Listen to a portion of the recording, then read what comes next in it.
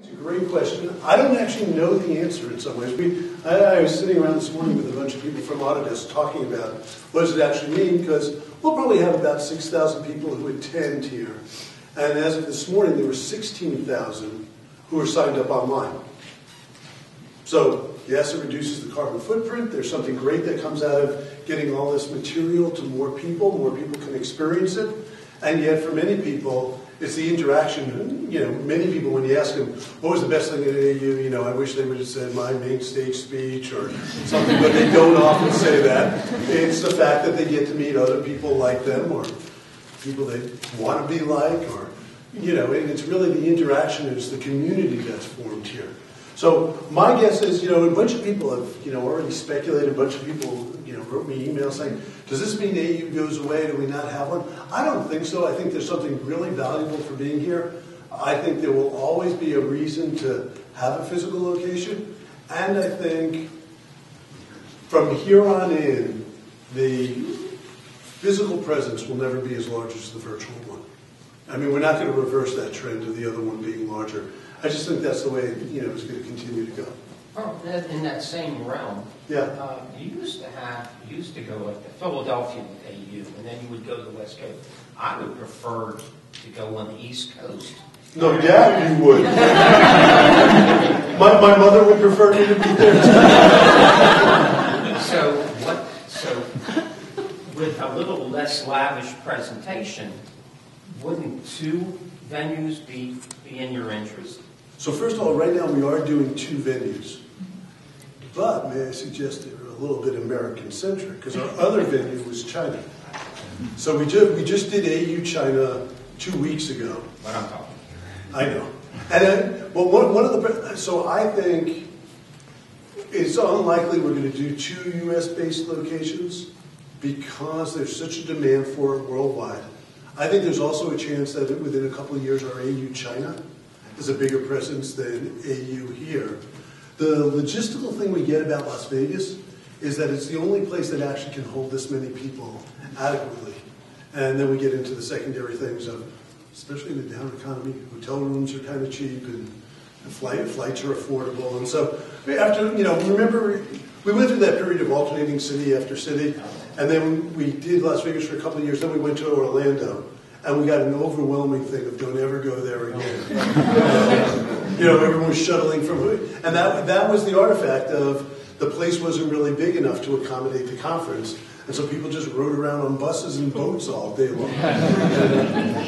So I don't see a change, you know, not a promise, but I see this thing's going to take place in Las Vegas. There'll be a bigger online presence. The one in China, we've alternated 2 years now.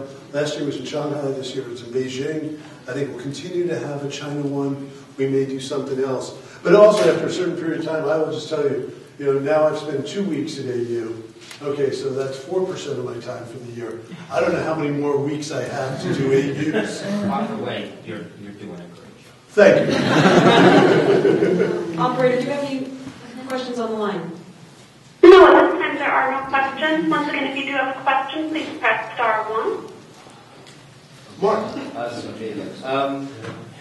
How do you see the future of Autodesk's channel moving forward, where there's a mix of you selling online, you selling direct with your corporate teams, and cause we talked last year and you said that you know who Mercedes are, you know who BMW are, there's certain products that don't need a channel. Moving forward, how are you going to see the mix of online sales with VARs? Okay, so, I mean, even today we have a very small online presence. We have VARs that go across this continuum we kind of talked about, and then we have the direct sales. And so one of the reasons why, whether it's a BMW or a Boeing or whatever, is not even our choice of we know who they are. Many of our largest customers want a relationship with us. So if you saw the presentation this morning around Avatar, we worked incredibly closely with that team to make that production happen. It's often true in automotive and aerospace. We have the same kind of relationships where they demand of us that they deal directly with us. And for the most part, we don't have any resellers who have a global presence to actually service some of the global companies. On the opposite end of the spectrum, we're unusual in how little software we sell online. In particular the products that are not very profitable for our channel partners to sell. It's not easy. I anticipate us selling more of those products online, and I think that'll happen. Now, I think the thing where people have been mistaken is people assume that as you move to a web-based computing model, that you need to get away from selling through resellers. And I don't think that's true. I think the role of the reseller, and I'm talking now really about the value-added resellers, is to provide service, is to provide support. It's also, from a business point of view, to give us reach so that we can be in places where we otherwise would not be. And so I think there is a continuing role. I think the nature of it differs. But even today, I mean, just to put this in perspective, like in the United States, most of the software that we sell in boxes does not happen in a transaction where the customer walks out of the store with a box. It's drop shipped from Autodesk.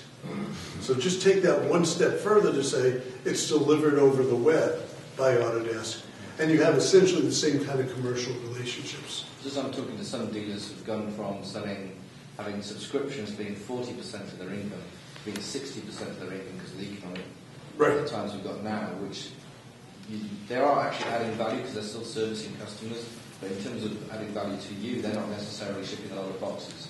They're mainly collecting from people who you know who they already are, their subs revenues. So do you need fewer dealers or fewer larger dealers, or do you need more dealers? I think it depends on the place, and I think it depends on which discipline we serve. So there are places in the world where we need more channel partners. Clearly places, for example, in China, we need more channel partners. Same is true in Brazil and Russia and India. I think there are, in developed countries, different domains in different parts of the country where we need more channel partners. I think in every place, what we look to do is try to increase the capacity and the capability. Up until a point. Most places, I don't think we've tapped out, we've kind of hit the ceiling on capacity. I think there's generally more business out there in most places. Now, in every case, we're always looking to get the best resellers, and so capability matters as much as just pure capacity. Carl, you kind of touched on, is this on? Yeah. You kind of touched on a little bit just now when you were responding, but how does a web-based model start to impact those dealers? Can you go into that in a little more detail? Yeah. Also, how does it impact the pricing structure and the way you actually license the software? Do we then see a more periodic license rather than an annual subscription? You're certainly not going to see, people buying AutoCAD has traditionally been a box, whereas Inventor and Revit, I don't think it's possible to buy those products without a subscription tied to it, or pretty much not. Yeah. So you've got less resistance perhaps on the Inventor side and the Revit side, but from an AutoCAD standpoint, people are used to getting a box and they've got the software and it runs, and if they don't want to upgrade for a couple of years, they keep that version. Yeah. How does that change with web-based? Okay, so two things. So first, let me take the second question first. Turns out that if you look at the attach rates, the rate at which people who are buying new licenses choose to be on subscription or not, there's almost no difference between AutoCAD, Inventor, and Revit. So despite the deeply held prejudices that you and I share, the facts just contradict that. It was true early on when we first introduced it, there was a real discrepancy between subscription attach rates. That's no longer the case.